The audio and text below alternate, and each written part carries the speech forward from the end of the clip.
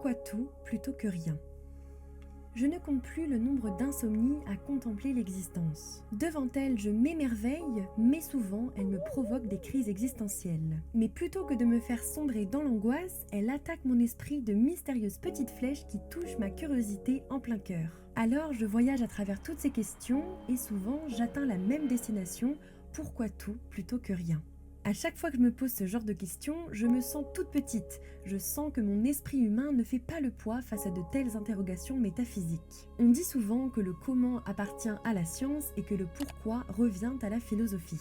Cela signifie que la science, dans sa nature, ne peut répondre à la question de l'existence. Bien qu'elle puisse nous éclairer au sujet des lois qui régissent notre univers ainsi que leurs conséquences, nous ne pouvons expliquer la finalité derrière l'existence. Il en va de même pour la vie, dont le but de celle-ci n'a toujours pas trouvé réponse. Nous pouvons simplement contempler l'existence, faire de notre mieux à travers notre perception et notre réflexion humaine pour comprendre l'expression de l'univers. Mais alors, que savons-nous sur la nature de la réalité?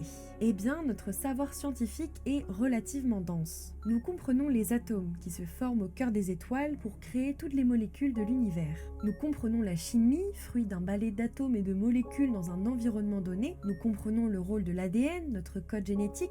Nous comprenons le caractère héréditaire des facettes du vivant à travers la mutation et la sélection. Tout ce savoir permet aux humains de jouer aux voyageurs temporels pour comprendre l'histoire de la vie et même celle de notre univers. En appliquant nos lois physiques, nous pouvons comprendre ce qu'il y avait avant que les étoiles existent ou encore comment les galaxies se sont assemblées pour former notre toile cosmique. Cependant, les inconnues demeurent nombreuses. Quelle est la composition de l'univers? Quelle est la nature de son expansion? Ou encore quelle est la nature de l'espace-temps?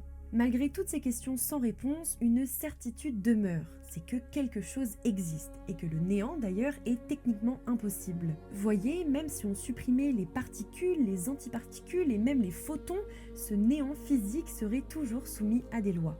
Et même si vous enlevez à cet espace l'énergie, la masse, les champs électriques, magnétiques, gravitationnels, eh bien, il existerait toujours. Pourquoi? Car il serait composé de champs quantiques, de constantes fondamentales et de lois physiques. Cette expérience de pensée, c'est ce qui se rapproche le mieux de la non-existence, mais comme vous le voyez, ça existe toujours. Le néant ne peut résider ailleurs que dans notre imagination. Alors pourquoi l'existence? Pourquoi tout plutôt que rien? Nous restons jusqu'ici sans réponse, condamnés à comprendre le comment sans certitude du pourquoi. L'univers est tel qu'il est et nous devons rester humbles face au grand mystère cosmique. J'espère que vous aurez aimé cette petite vidéo, cette expérience de pensée sur le pourquoi du comment de l'existence du tout et du rien. Ici vous êtes sur Maggie's Planet, une chaîne